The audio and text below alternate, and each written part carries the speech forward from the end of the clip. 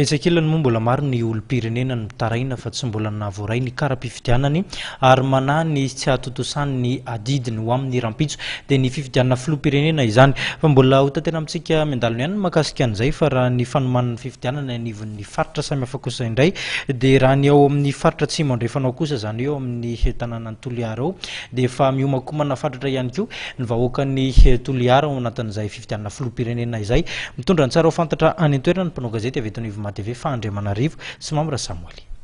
Virina fanendy niarahany OMC sy lompitandro filaminana telo taty Toliara niaraka tamin'ny teknisian'ny Senit avy eo amin'ny Jirama ary ny lehiben'ny faritra atsimo andrefana no notanterahana tetsy amin'ny lapan'ny faritra aty Toliara andrikeo maraina ho fanomanana ny fihodinana voalohany amin'ny fifidianana filoham-pirenena.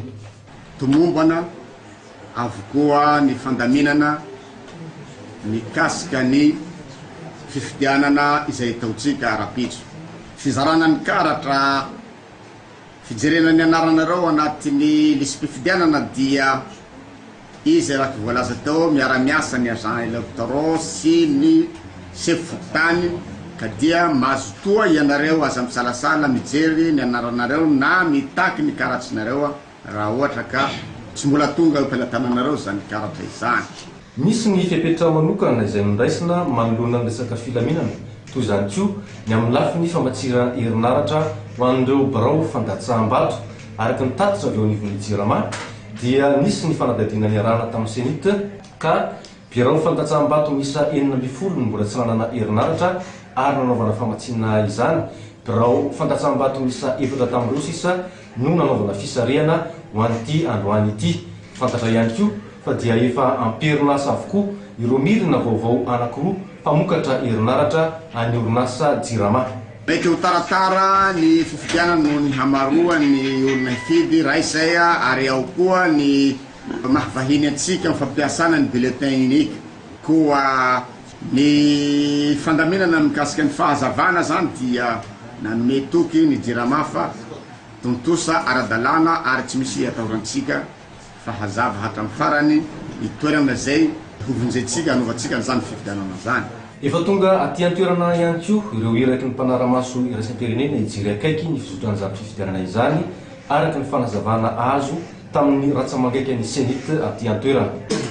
Raha mikasika koa nikasika ny observateur regny dia efa tonga eto amintsika ka natao izy regny zany mba hisy fitokisana eo amin'ny resaka filoham-pirenena tena lanim-bahoaka tokoa mba hialany ahiahy ny ahilany sosi fa hoe misy an'izao ka misy an'izao dia tonga tokoa reo observateur reo tonga eto atsika tiaraky ny SADC, ny communauté européenne, ny PACEM, Union africaine, tonga daholo izy rehetrarehetra tokoa. Antareo matika dia mahatratra 7,707 sy 3 hetsy